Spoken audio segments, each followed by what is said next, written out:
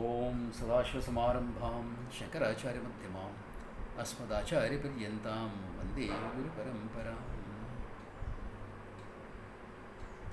We have come to the last verse, the 10th verse of the Dakshinamurti Stotram, and along with that, of course, there is a Manasa Ullasa commentary. About 20-25 verses are there, roughly.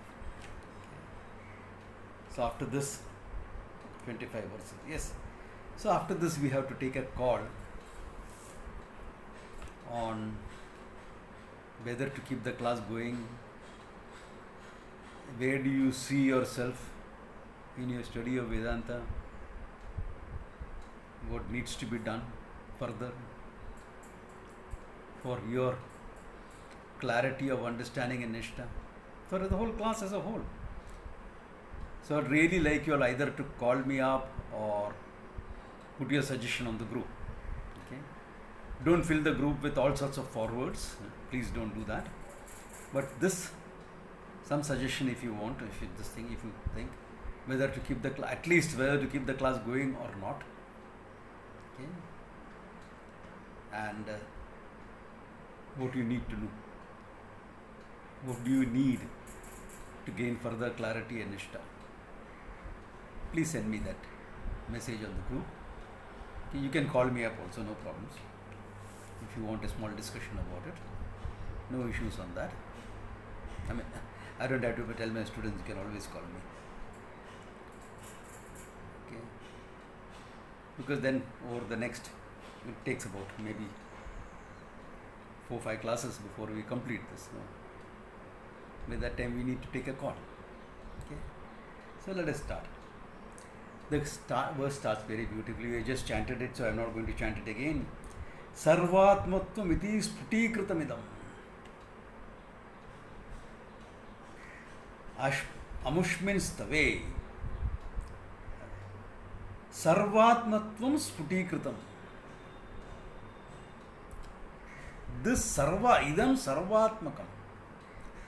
Aham sarvamiti. Atma sarvamiti.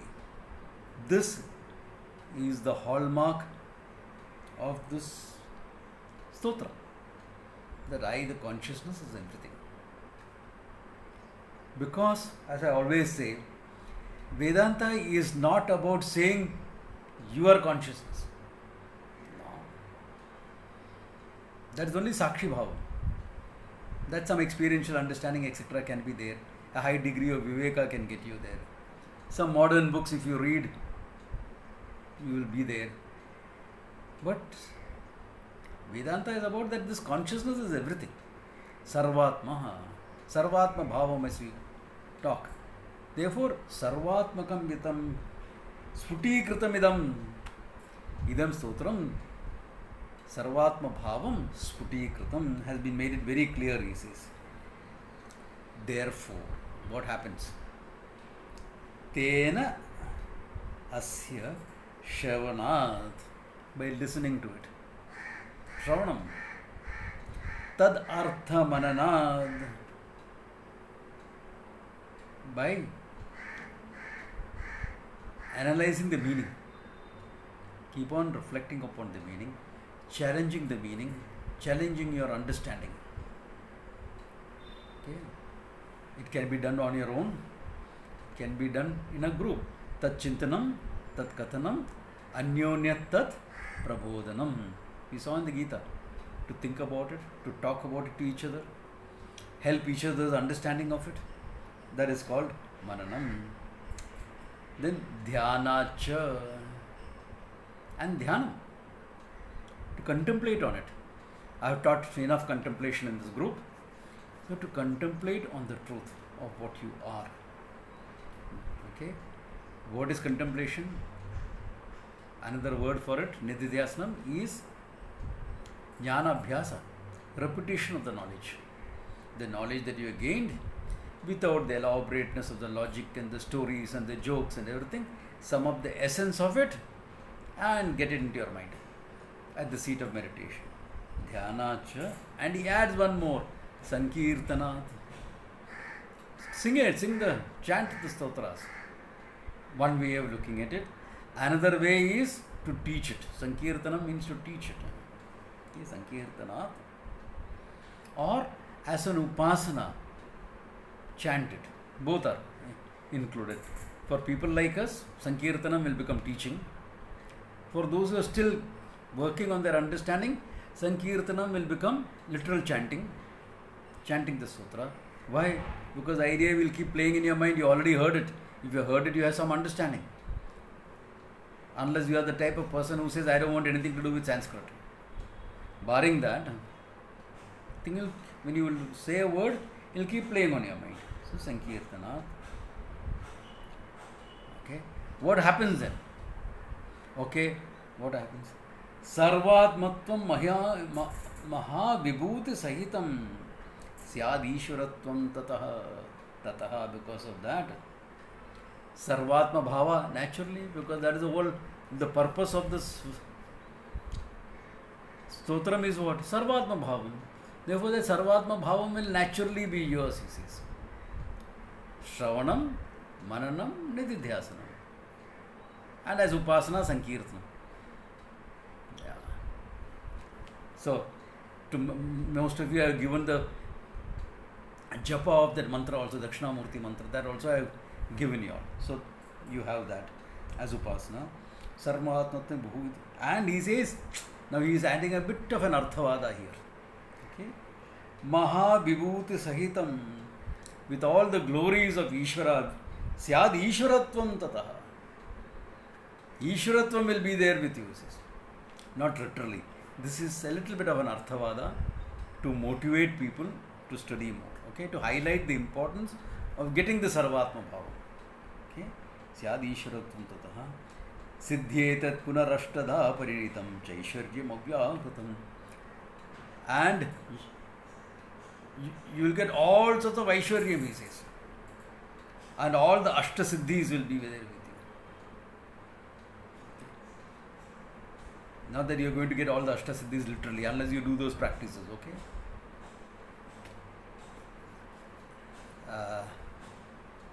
One Siddhi is very important right here.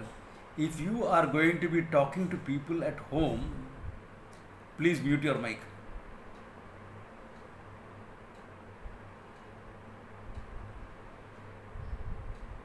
Yeah, thank you. Therefore, with all the siddhis, you will gain, he says, not to be taken literally, just because you teach you this. Moksha and siddhis are two different things. The Ashta Siddhis we'll see here. He mentions Ashta Siddhis here. Okay, so Aishwaryam Abhyakritam. All sorts of Aishwarya you will get. Yes, if you do the Upasana, Aishwarya you will definitely gain. But Moksha and Siddhis are two separate things.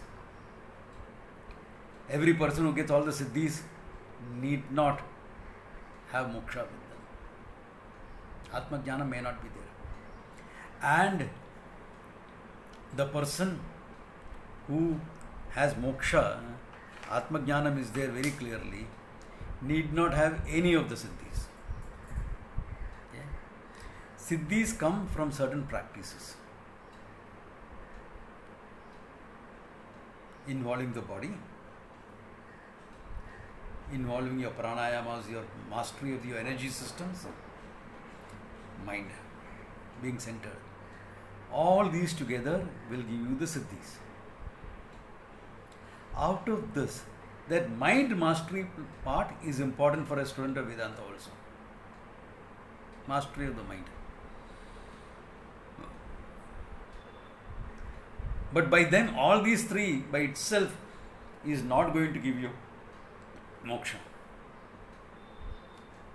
Moksha comes by Atma Jnanam. Moksha is Atma Swarupa. One has to recognize that. For that you need a pramana, a means of knowledge. The means of knowledge is called Vedanta, Shabda Pramana. Therefore, when you do that, when you study Vedanta, and the meaning is very clear to you, then you recognize you are never bound. That's moksha. Not the bound becoming free, the one who thought himself bound, recognizing that I am never in bondage. This is what moksha is about. So, because of the mastery of the mind, etc., sometimes without your effort, some little bit of siddhi in terms of some intuition, etc., may come to you. That's okay. Nobody bothers about it. No student of moksha really bothers to get the siddhi. Okay? Siddhi like walking on water. Yeah, it may be useful if the monsoon floods Bombay up, okay? But otherwise, what? Or if you are working for Baywatch, then it will be useful, not otherwise. Okay? Yeah. Therefore, all this, Ashtasiddhi, etc., a student of Vedanta doesn't bother about it. Not interested. Because it takes for a lot of time and effort to gain these siddhis that the Yoga Shastra and Shivagama, Tantric practices, etc., that talk about. It is a huge amount of time and practice for it. 10, 12 years of practice, and how much practice? Not 1 hour morning, 1 hour evening. 8 to 10 hours every day. That means you are doing only that for 10, 12 years. Interested? You can't. Not worth it. So why not directly go for the greatest siddhi ever? All siddhis pale into insignificance in the fact that I am that limitless awareness, unbound by time and space. I am the basis of the whole creation. In front of that, what is the siddhi of walking over water or something? Nothing. It's too small. It's too small to be compared. Because the one who walks on water still feels limited. The one who can have all these siddhis of huge power, this, that, etc., will still feel a finite guy.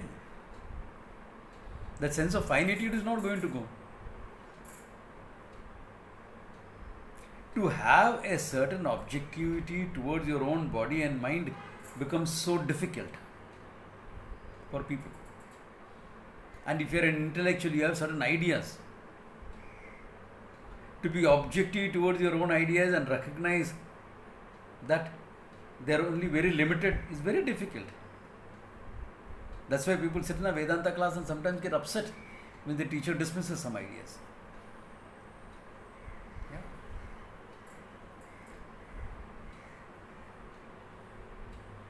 Or if you have a great talent like singing or something like that, you're so caught up in it, it is difficult to have a sense of objectivity towards that and say, my singing is limited, it's not going to give me moksha. Because all classical songs will talk about moksha. Yanamu sopanamu. Your ganam, singing, is a staircase towards moksha. God is always involved in classical singing. Therefore, for a trained classical singer or a dance, like the other day, I was speaking to someone, very young girl, barely 30, 32, great dancer, very good. And dancing gives her that high. She has reached a level where she can say there is neither the dancer nor the dance, there is only the dance. Great. So for her to recognize now that experience is not moksha, that's only an experience.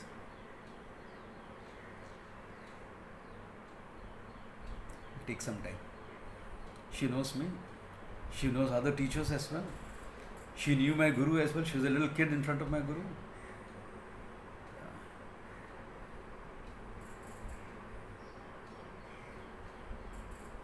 But it will take time for her to be objective towards that and say this is not enough. This is only something experiential for that moment when I am dancing. It is not, my freedom from finitude as a norm is not there. Now, if for all these worldly accomplishments, this is there,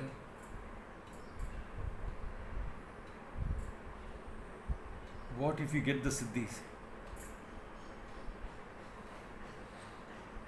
Walking over water,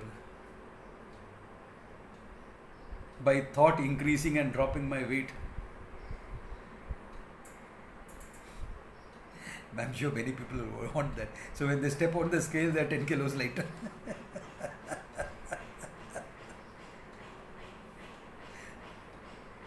Okay.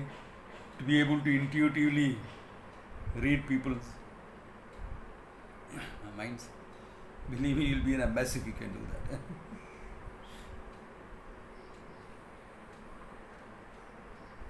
If you really knew what everyone around you thought about you, probably you'll be left with only 1 or 2 friends.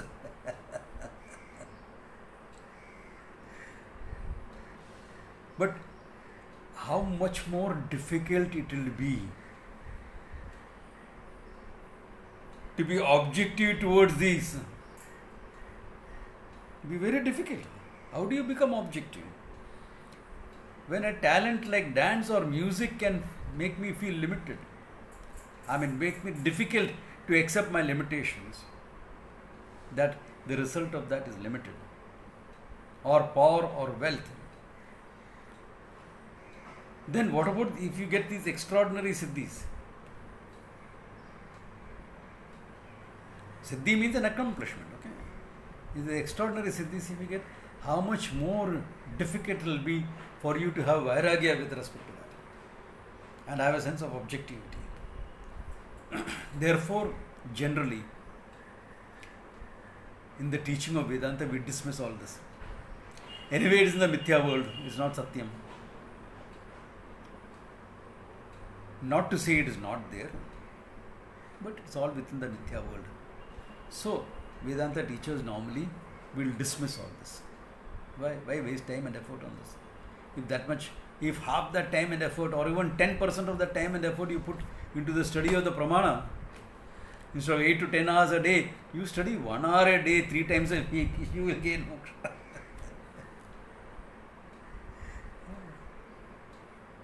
Spend that time a little bit in terms of taking care of your mind. Viveka, Vairagya, Shat Sampatti, Mumukshutvam, etc. If you do, moksha is there for you, for asking.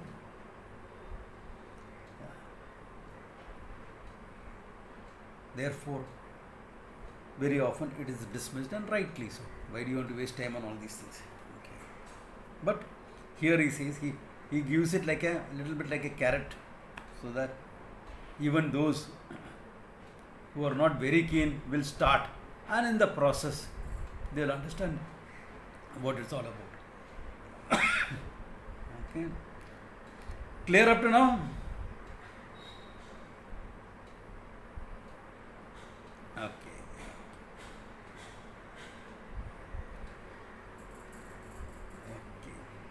So now looking into the Manasollasa, he says, Parichinnam aham bhavam parityajya anushangikam purna ham bhavalobhasya srotasya phalamuchyate labhasya sotrasya phalamuchyate. Parichinna aham bhavam. My sense of finitude. I am a limited entity. I am a human being. I am this much only. Parityajya anushangikam. By giving it up. Anushangikam. Along with the cause. Because you can never give up your sense of finitude unless the cause, the ignorance, is given up. Why do I take myself as a finite being? Because I don't know I am limitless awareness. Since I don't know I am that limitless consciousness, and that I, limitless consciousness, happen to be manifest in this mind, and that mind is associated with this body, I take what I am associated with as myself. Very peculiar logic it is. In fact, it is not logic. It is called avichara siddham. I experience the body, therefore I am the body. I experience the mind, therefore I am the mind. How can that be? If you are experiencing something, there should be a subject-object relationship. Otherwise, how can you experience anything? Anything that you experience has a subject-object relationship. I experienced a nice cup of coffee today morning. Subject-object. There is always a subject-object relationship in an experience. Swamiji, what will happen when you are lost in an experience? Yeah, when you are lost in an experience, like I gave the example of music and dance, etc., some sort of temporary laya takes place. We call this laya. Like in sleep, what happens? Subject-object disappears, laya, because ahankara is deep asleep. So some sort of laya can take place. When you are singing, I have a student who, when she sings, she is lost in it. Or this dancer I talked about, the only dance. There is only the singing, there is only the dance. There is no dancer and dance. There is no singer and song. It is I am the singer, I am the song. That's how it is.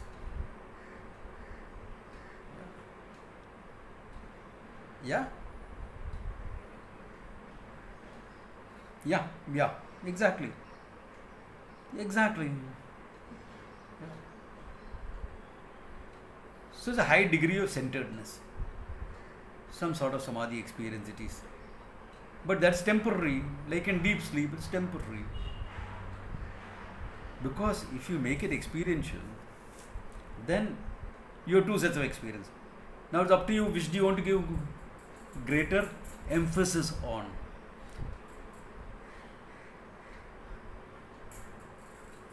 So, the yogi will say, no, this is the real experience. What about when he's feeling hungry? That's not real. That's only the body. Then what are you talking about? You'll have to say, no, really I don't have anything. But what is it? You become vague. Some sort of experiential insight you will gain. I'm not denying that. Some sort of experiential insight, but very vague. It's not knowledge. It's full of doubts, full of errors. If you say, no, I don't have doubts, you are denying certain aspects of your own mind. You cannot be free from doubts based only on an experience. Unless you have given up your thinking. If you are a thinker, you necessarily will have to question the validity of that experience and the validity of your worldly experience, which is more common.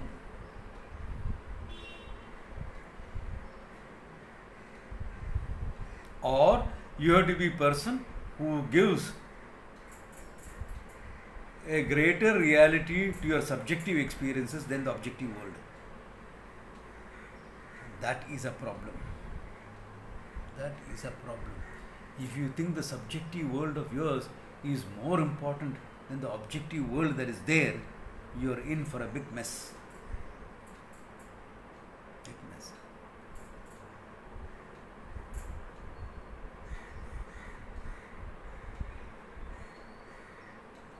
Yeah. Because tomorrow somebody else will come and say, oh, I experienced, Shiva came to me in my meditation and he talked to me. And he said, I am right, you are an idiot. Who will take what is true?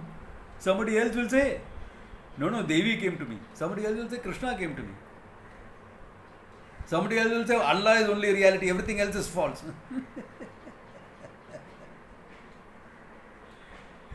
That's highly subjective. That's highly subjective.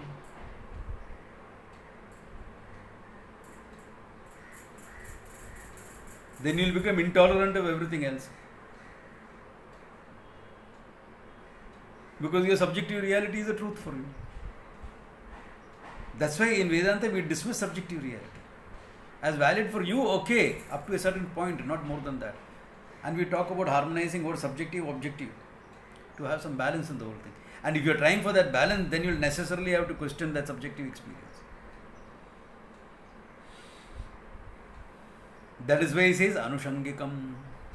Along with the cause it has to go. It is not a resolution in terms of experiential resolution of the Ahankara, like that happens in samadhi, or in deep sleep. Deep sleep also it happens.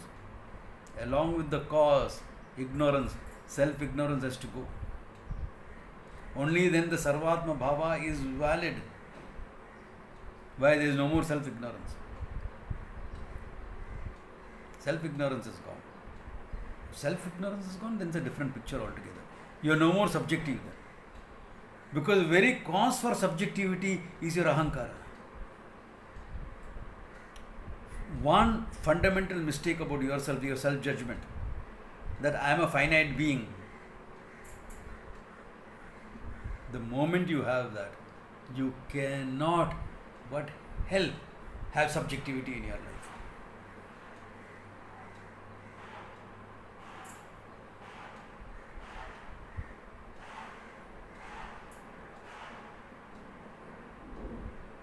That's why we say nobody lives in the world that is. We live in the world that we think it is.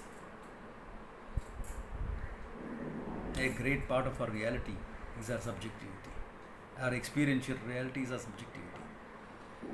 That's why Vairagya gains such an important place in the study of Vedanta. How to be objective, how to give up some of my belief systems, etc. It is there where it is more important. Whether you give up something physical here, there, that's relative. Your subjective thing is the main thing important. Your beliefs, your ideas, your this. Yeah, all those type of things. That's where the real blocks are. How you drink your tea is also subjective, but that doesn't matter. Yeah, whether you like coffee black or with milk, Indian style, it doesn't matter. That type of subjectivity doesn't really matter. But your belief systems, etc., matter a lot. Okay. Therefore, Anushangikam, along with the cause that ignorance has to go. Then what? Purnoham bhava labhasya. Only then I will get Purnoham iti bhavaha. The state of being Purnaha. Tat labha will be there. That is the phalam, the result of this stotra. Therefore, how do you know whether your learning has been successful? Do you have Purnoham iti bhavaha?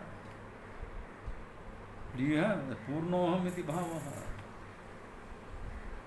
Aham atma idam sarvam.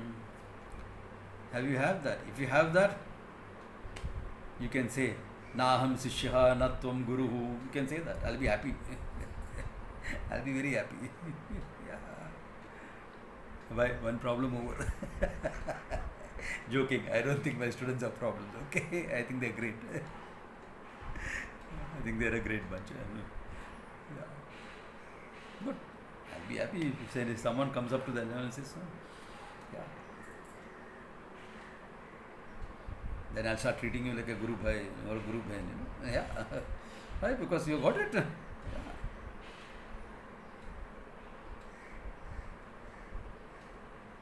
I mean, I do that with all my juniors. I outrank them by 30 years in terms of my experience of teaching, but still, I will treat them. Why? Because they're getting it. There's no senior junior as far as this knowledge is concerned. Okay, you got it, you got it. Yeah. That's it. Therefore, Purnoham iti bhava labhasya stotrasya phalamuchyate. This is the phalam of the stotra. That Purnoham iti. Yeah? Sure.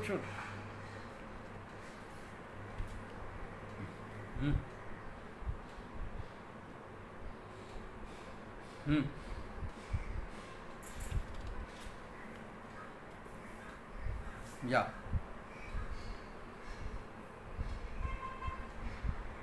Yeah, you can put it like that, though he actually means little bit literally also, as Arthavada. Yeah. That is true. The greatest Siddhi is Purnohamiti Labha. The greatest Aishwaryam is what? Purnohamiti. Because they will always remain with you. No? This will always remain with you. Other Aishwaryam in terms of wealth, etc., comes and goes.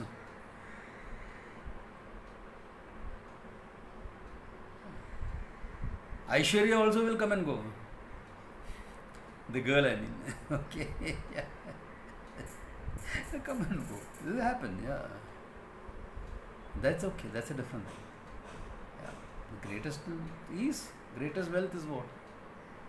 Knowledge. Yeah.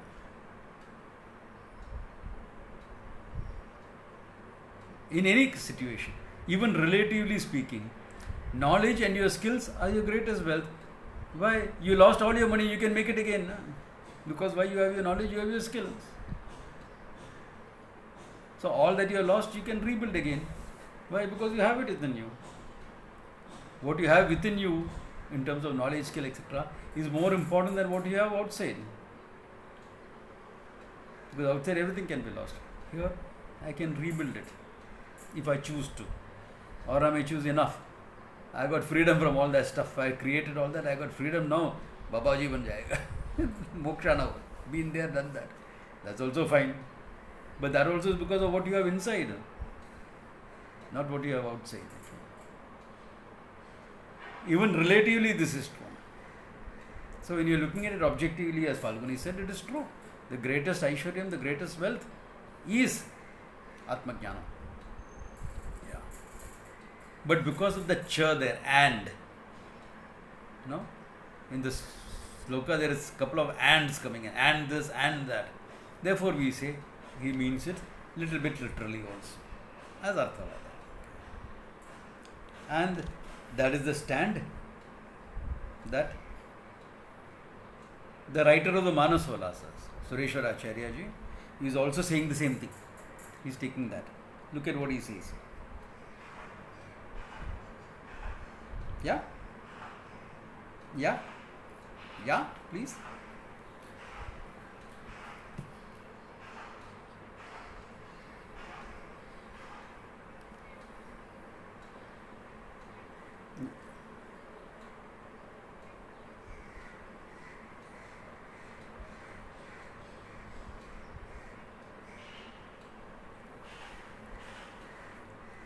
Both. Because the root cause is ignorance. Okay? I don't know myself. Now, if I don't know myself, I find myself confronting a world.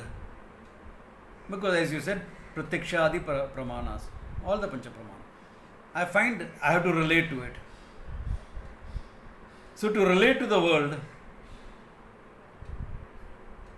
I have to take a stand. It is something like this. Someone new comes to a class. Now to relate to the class, that person has to take a stand. No? Oh, I am a new student. No, I have studied something before. No, this is an add-on class. I am actually a student there. Some stand you have to take. Or we are all in it together. New class is being starting. Some stand you have to take. So similarly in the world, when you are born, there has to be a stand.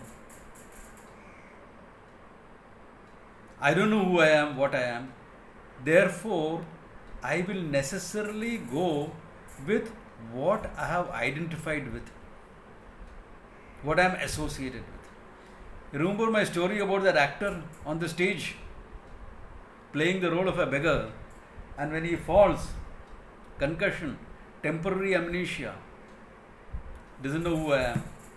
He look at his clothes and say, I must be a beggar. I must be. I'm not happy with that conclusion. But I identify with what I am associated with. This is sahajam, natural, without any thinking. If you thought and you questioned it, then either you will become a philosopher or come to Vedanta. If you form your own theories, you will become a philosopher. If you want to come and really understand, then you will become a student of Vedanta. Two things can happen.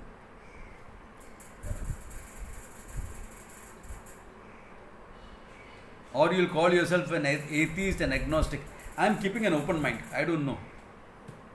You open mind, so all ideas can float through. Agnostics are like open mind for everything. For what? I don't know whether this is true. I don't know whether that is true. I don't know. Therefore, what do you commit yourself to? I don't know. You will commit yourself only to your pleasures and your ideas, finally. And you'll be against every other idea also. Even though you say you have an open mind, you really don't have. Because to deal with the world, you have to take a stand.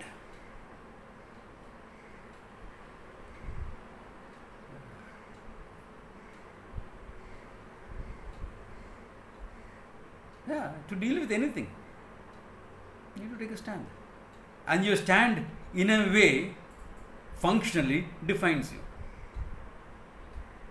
That's called self-judgment. I am this, therefore I am going to do this. I am someone who can't stand injustice, therefore I will do this. I'll fight against it. I am someone who loves nature, therefore I'll become an environmentalist. So, your stand defines you functionally. Yeah. So it is both. If the self-ignorance was not there, look at the same thing. Now this person gained knowledge. I am no more a limited finite entity. Then, what is your stand? I am playing a few roles. Therefore, what the role demands, I will do.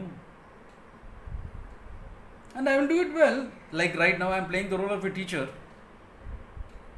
Just because it's a role doesn't mean you won't do it well. You will do it well. You will do it well. Otherwise, what will I do? If I am not going to do it well, what will I say? Just a role, na? Forget it. What is important? Someone comes and asks me, Ramji, I am feeling finite, limited, I am sorrowful. Hey, go. Your limitless awareness, you are nothing but Ananda. Go fish. That is called not doing it well. Okay, go fish. You are Ananda. Na? क्या करने के ये सब बकवास करके? You are Ananda. Go. That's not playing the role. Okay. So, someone who knows the truth can play the role well. That is not compromised. Any role. The person takes it up, play the role well. But the other guy, but because it's a role, the problems of the role are not his. I don't have an issue with any role. Do you believe in environment? Yeah, of course. I've done a lot of work with environment. Ever since I was in school, a big deal. Big deal.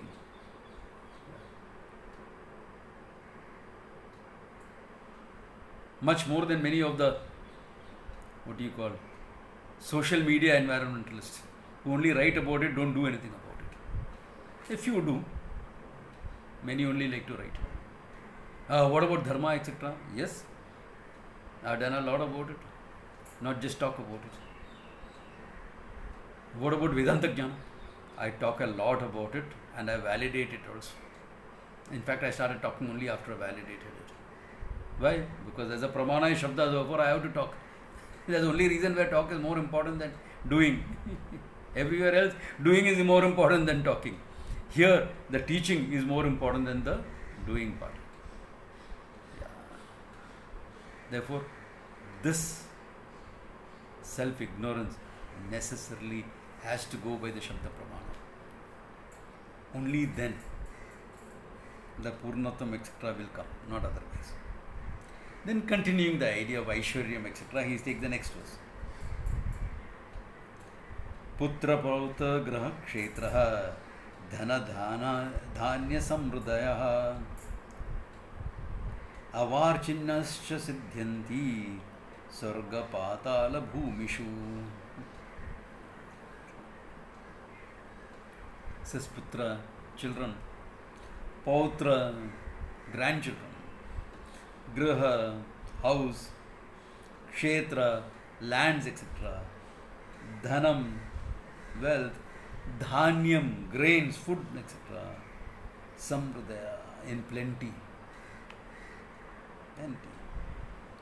Avarchinascha, even though they are lower ends. Okay. Siddhyanti, where? In the three worlds. Meaning wherever you are.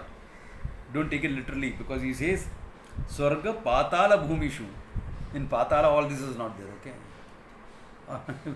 And no person who knows the truth is going to go to Patala. Nor is he going to go to Swarga. Okay? But it is an expression. In the three worlds he will gain everything he wants. It's an Arthavada expression. In the three worlds he will gain whatever he wants.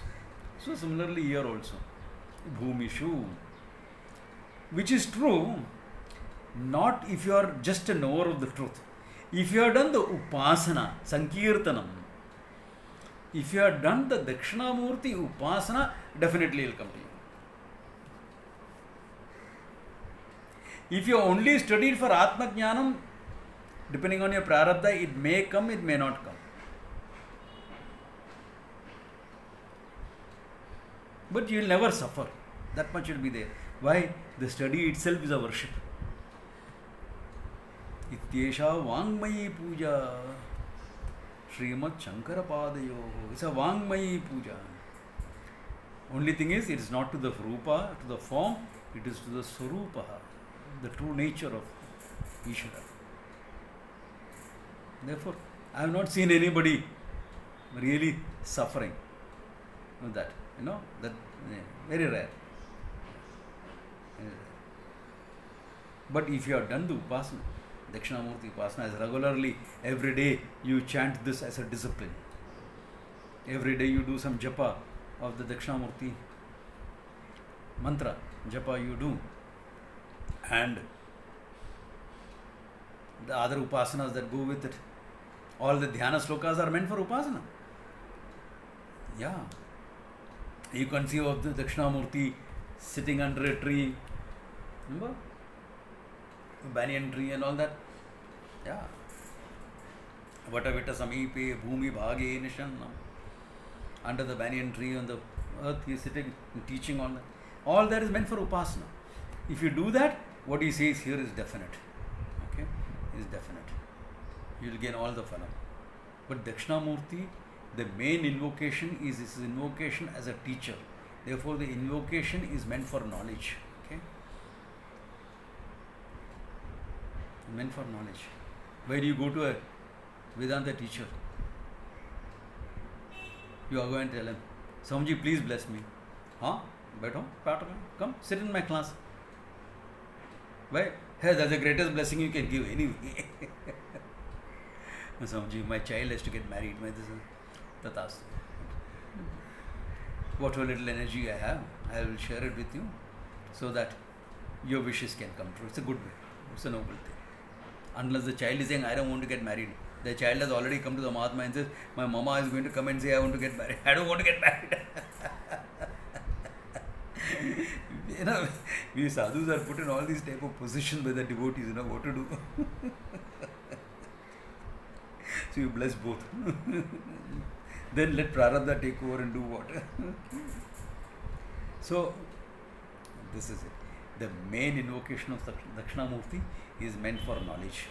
This is called Avantara Phalam. Your secondary benefits. Okay? How do these secondary benefits come to somebody who's seriously into knowledge?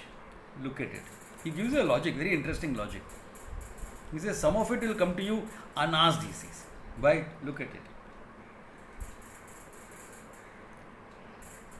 Pake pravartamanasya शीतादि परिहारवद प्रासंगिकश्च सिद्ध्यन्ति स्तोत्रेण अनेन सर्वदा. Yeah? Yeah? Yeah? Which one?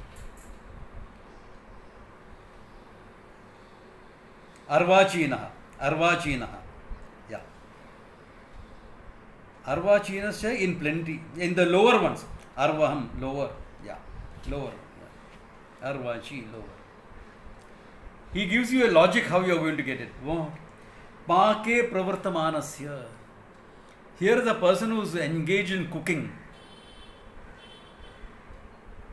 Shitadi pariharavat. What is the fringe benefit of cooking?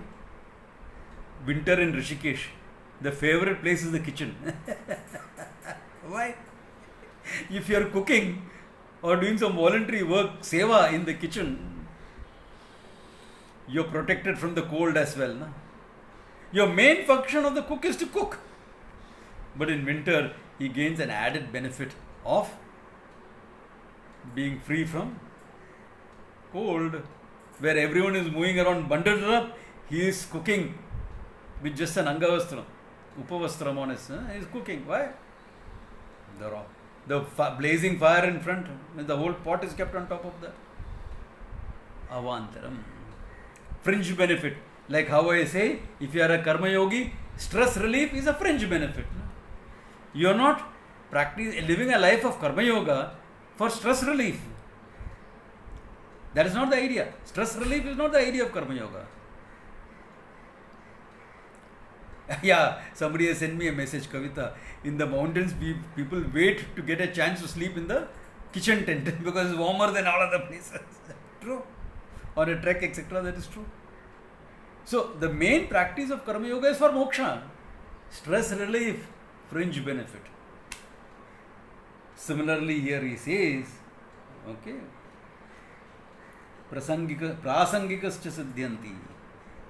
Prasangikena, incidentally. You are worshipping Ishvara. Your aim is moksha. Dakshinamurti is invoked for moksha. But it is Ishvara who is being invoked.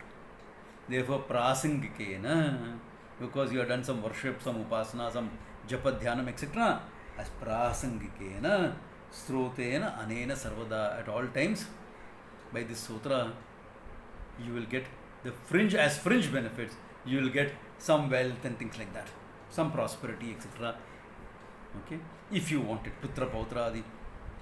Putra Pautradi, if it's going to come as a rule, I am not going to chant it. Unless the Putra Pautra is in the form of students, then I am fine. Then I am fine. Yeah. Jnana Putras, I am fine with. Yeah. Yeah. So, if Prasangikena, as incidental, yeah. Because you are doing the upasana anyway, and the upasana has this phalam also. See, the idea is this.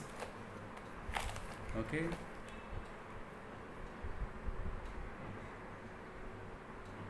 You went to your doctor and said, Doctor, COVID times I am worried about my immunity, etc. What should I do? He said, take B complex vitamins with C and Z, zinc. So because you Z, you take that. You are taking it, your primary objective was to improve your immunity. But all-round health also goes up. And if you are taking too much of it,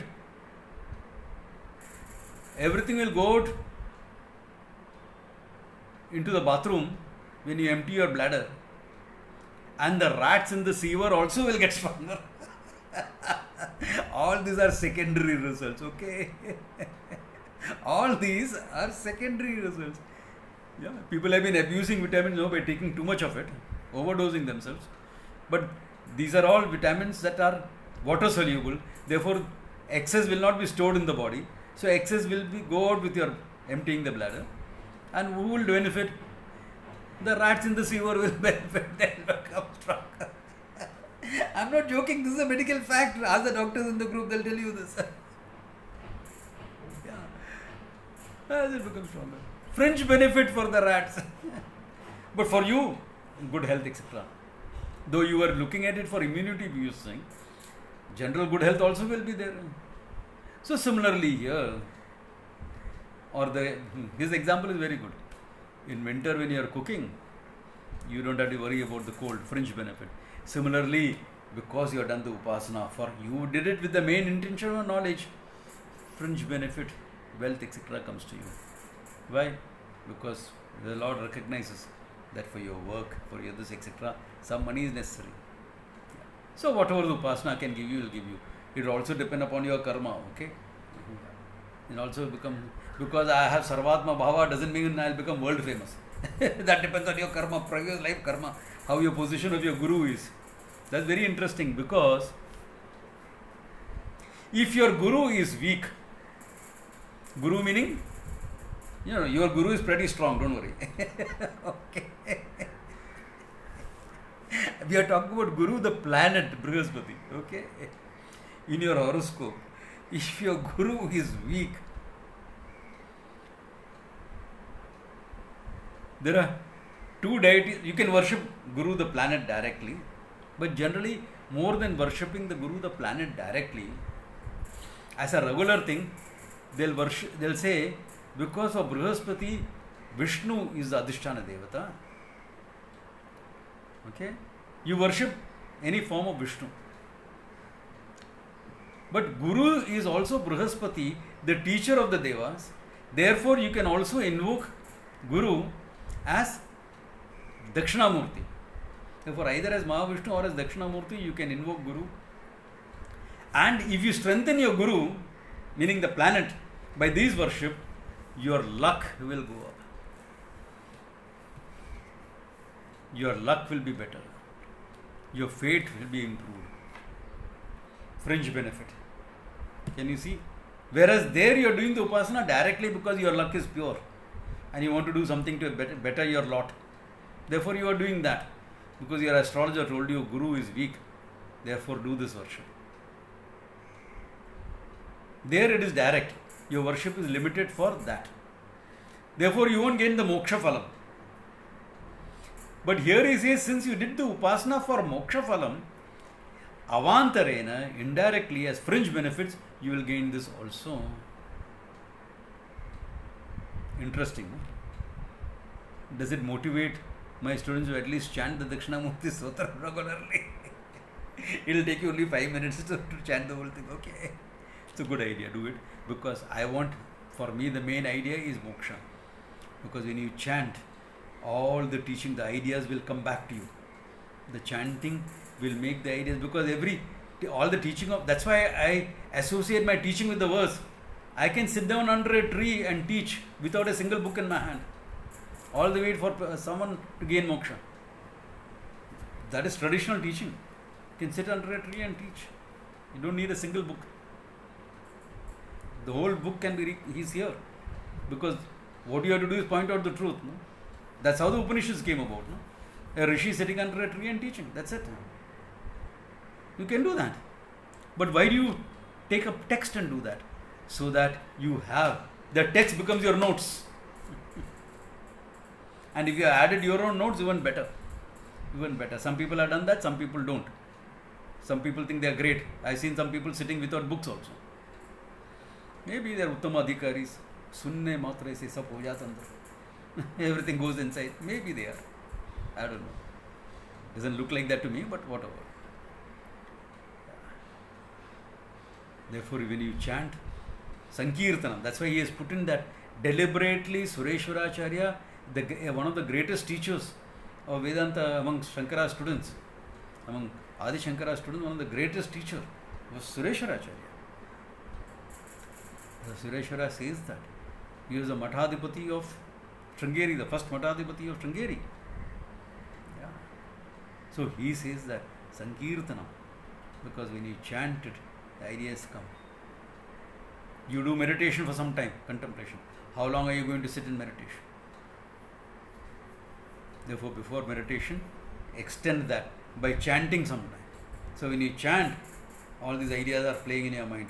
Then when you are contemplating, you will pick up one idea and contemplate. So it helps, it works very well in terms of your understanding and your nishtha. Secondary benefit is some prosperity also comes. And tell me, in today's world, who doesn't want prosperity?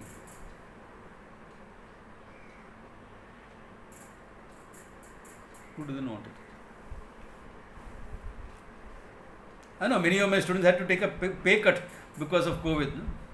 Or businesses have less income, etc. Correct, true.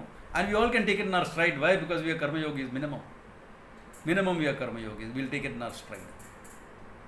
Good attitude. But can you say that when the COVID problem is over, you don't want to go back to your previous level of earning or even a little bit more? Can you say that? Then you don't want to? All of us want to. Who doesn't want to?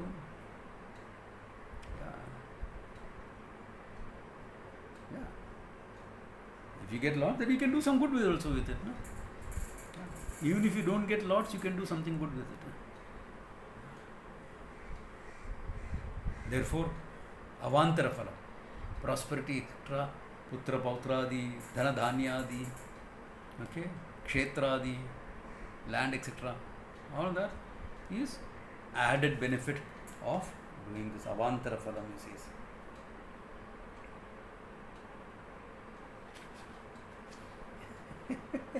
He gives you another example. If we can quickly look into it, I'll explain a bit more maybe next time. Aishwaryam Ishwaram hi tasya nasti prutak stitihi purushe dhavamanopi chayatam anudhavati. What an example. I mean, Sureshwara thinks about some great examples. Aishwaryam, wealth, Ishwaratvam, lordliness, etc. Tasya nasti prutak stitihi. They don't exist separate from Ishvara. Can you say Aishwaryam, wealth, etc., Ishwaratvam, lordship, etc., is apart from the consciousness? No. They are part of the consciousness, part of a manifestation of the consciousness. Okay. Therefore, what? If you say I am a limitless consciousness, some of it has to come to you also. That lordliness will come to you. See, you can joke, मैं फक्कड़ हूँ. I joke that very often. Who are you? मैं फक्कड़ from Rishikesh, staying in a nukkad in Bombay. Correct. One level it is true. But I also say the other thing. No? As I sit here on this place, in this seat, I sit on every planet in the universe. Right? Sarvatma bhava, natural. Therefore, that lordship, etc., some of it is very natural, which sometimes may be mistaken as an ego. It's not an ego, it's just the sense of, hey, fine, I'm that. For ego, you have to necessarily feel small and then overcompensate by trying to become big. Here is not like that, very natural.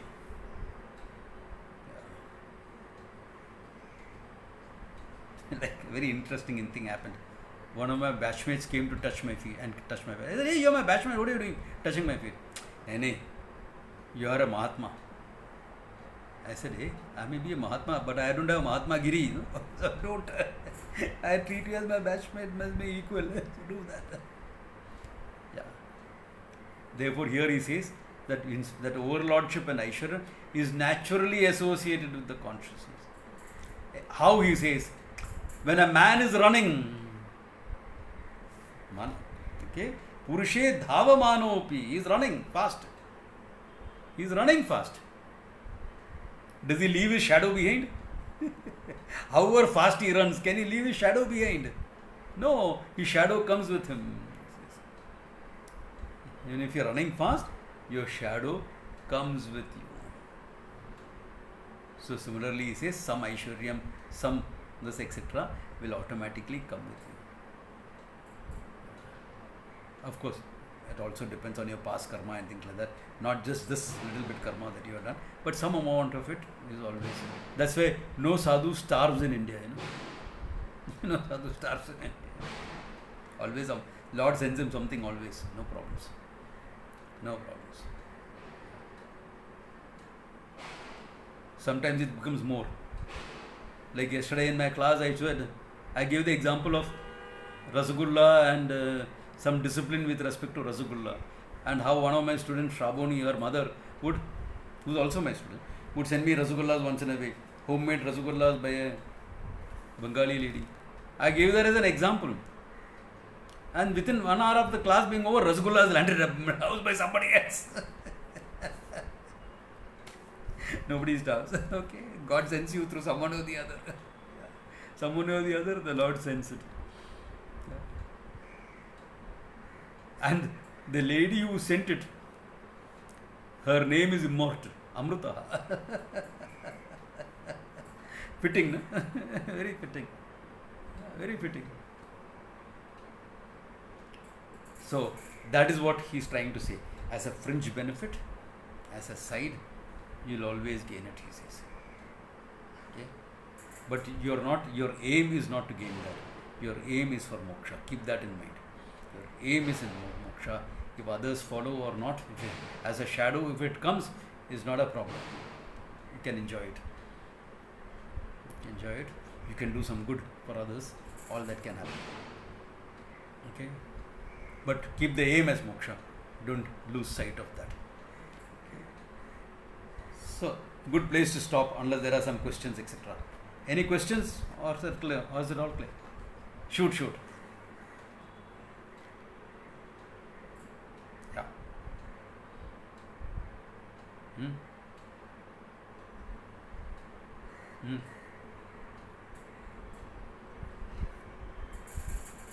Yeah. Good. This thing also. Yeah.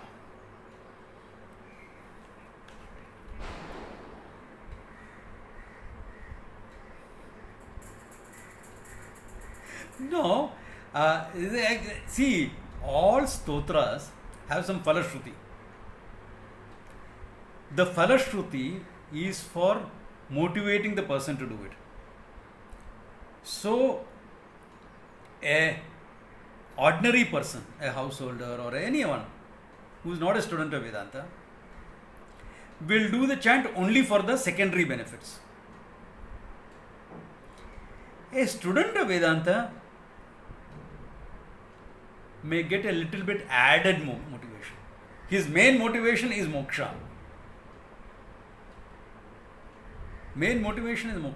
But in most ordinary students, householders, lay students, what we call as for Vedanta, there's always something, na? Arey Baba, I have to earn a living. I need to make some money. I need to see that my child is married, etc. The child is well educated. So that concern is always there. So Sureshwara puts this thing. I mean, it is there in the original Dakshinamurti Stotram by Shankara. And Sureshwara explains it just to give it a little added push to take care of those concerns. He says, don't worry. I know those concerns are there. Therefore, do it for moksha. As avantaram, all this will be taken care of. Don't worry about it. As a secondary thing, it will be taken care of. Yeah. So don't worry. It's nothing to be worried about. You know, you don't have to spend all your time only in earning a living. You can take some time off, a couple of hours a week, and something like that. To do all this also, nothing is lost. Avantara phala. So it gives you an added push, that's all, nothing more than that. Because the concerns are there. Even for a sadhu, those concerns can be there. No? He doesn't know where the next meal is going to come from. Let us say he is a sadhu, but he has not yet understood the truth completely. He is living a life of sannyasa for nishtha. His concerns are there. अरे कल रोटी मिलेगा क्या नहीं पता है? नहीं पता. Lockdown है. Where will you get your next meal from? Can be. ठीक है, भगवान देख. But that's the thing about a sadhu. Yoga kshemam vahamiham. Ishvara has said that, na. And I am a bhakta of Ishvara and he will take care of it. Name bhakta pranishyati. And it's taken care of also. That's exactly what he is saying. So that concern need not be an issue with you. That concern is easily addressed. So that relaxed mind, you can study Vedanta. Does that clarify the whole thing? Yeah. So good place to stop then. Om Tat Sat.